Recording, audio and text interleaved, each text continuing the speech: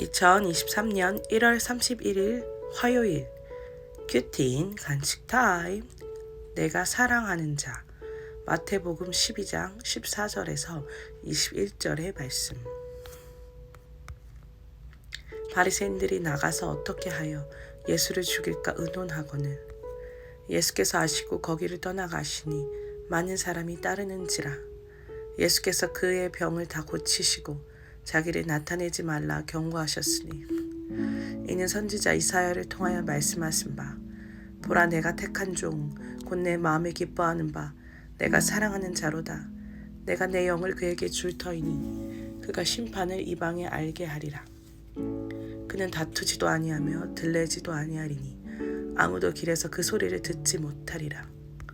상한 갈대를 꺾지 아니하며 꺼져가는 심지를 끄지 아니하기를 심판하여 이길 때까지 하리니 또한 이방이 그의 이름을 바라리라 함을 이루려 하심이니라. 본문 요약입니다. 바리새인들이 예수님을 죽이려는 음모를 꾸미지만 예수님은 이를 아시고 몸을 피하십니다. 고침을 받은 병자들에게 예수님이 함구하라고 하시며 자신의 사역이 구약의 선지자 이사야의 예언을 성취하는 것임을 밝히십니다. 중보 기도입니다. 과중한 업무와 관계의 어려움을 겪는 직장인들이 말씀으로 하나님의 사랑을 입은 자임을 깨닫게 하옵소서. 본문 해설입니다. 한쪽 손 마른 자가 고침받은 것을 보고도 바리새인들은 기뻐하지 않고 오히려 예수님을 죽이려고 합니다. 이처럼 공동체에서 다른 지체가 변화된 모습을 보고도 그것이 나와 무슨 상관이냐며 분을 내는 사람은 예수를 죽일까 의논하는 자입니다. 또한 죽을 수밖에 없는 나를 구원하신 하나님의 은혜를 잊고 기복적으로 내가 받을 복만 계수하며 욕심을 채우는 것도 예수를 죽이는 일입니다. 안식일의 주인이 누구인지를 깨닫지 못하면 아무리 율법을 잘 알고 있어도 예수님을 죽이려는 의논만 하게 됩니다. 내가 구원의 복보다 다른 복을 찾으며 예수님을 죽일 의논을 하고 있는 것은 무엇입니까? 바리새인들은 예수님을 죽이려고 하는데 다른 한쪽에서는 많은 사람이 예수님을 따릅니다. 예수님은 그들의 병을 다 고치시면서 자기를 나타내지 말라고 경고하십니다. 그들의 목적의 말씀에 순종하여 십자가 지는 데 있지 않고 그저 병 고침을 받고 낫는 데 있음을 아셨기 때문입니다. 그럼에도 주님은 그들을 물리치지 않고 끝까지 사랑으로 고쳐주십니다. 예수님의 병은 고쳐주시면서도 자기를 나타내지 않으셨지만 구원의 역사가 이루어졌습니다. 사람에게 인정을 받는 것이 아니라 하나님이 알아주셔야 합니다. 내가 숨고 싶을 때와 나타내고 싶을 때는 언제입니까?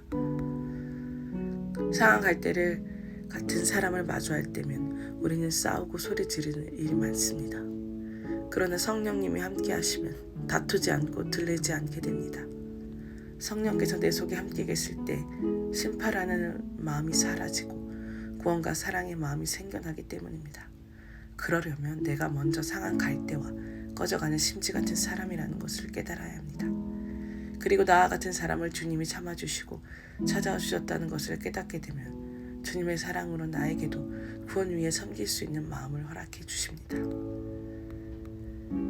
내 옆에 상한 갈대와 같은 사람은 누구입니까? 그 사람을 보며 상한 갈대와 같은 내 모습을 봅니까? 기도하기입니다. 구원의 복보다 세상에서 누릴 복만 생각하여 예수님을 죽일 의논을 하지 않도록 지켜주옵소서. 사람에게 인정받는 것보다 하나님이 알아주실 것을 기대하며 때를 분별하게 하옵소서. 상한 갈대와 같은 나의 모습을 인정하며 내 옆에 연약한 지체들을 섬기게 하옵소서. 묵상 간증입니다. 날마다 예수 죽이는 아빠 오경태. 작년 28살인 아들이 여자친구와의 동거를 끝내고 집으로 돌아왔습니다.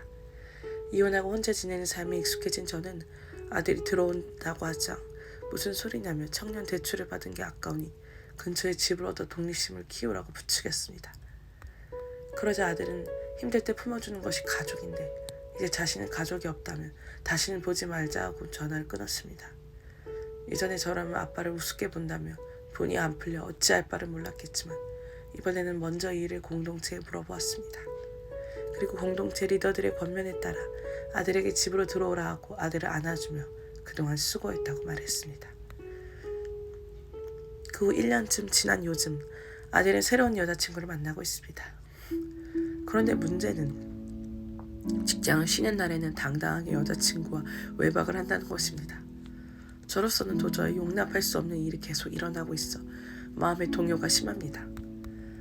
아들의 어린 시절 저는 율법적 가치관으로 주일날 교회에 가는 차 안에서 아들이 조금만 시끄럽게도 바로 차를 세우고 내리라며 소리 지르곤 했습니다.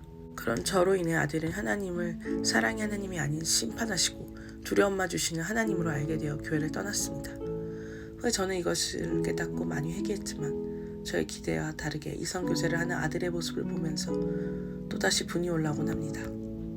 교회를 다니면서도 어떻게 하여 예수를 죽일까 의논하는 바리새인이 바로 저였음을 다시금 직면하고 애통하게 됩니다. 사람은 믿음의 대상이 아닌 사랑의 대상이라는 공동체의 말씀도 막상 제 상황에서는 까맣게 잊어버리고 아들을 통해 오시려는 예수님을 날마다 죽이려 했던 제가 100% 죄인임을 진심으로 회개합니다. 지금은 아들을 교회로 끌고 가기보다 잠잠히 기도하며 삶으로 변화된 제 모습을 먼저 보여줘야 할 때임을 깨닫게 해주신 하나님께 감사드립니다. 적용하기입니다. 외박하고 들어온 아들에게 눈을 부릅뜨지 않고 웃으며 맞이하겠습니다.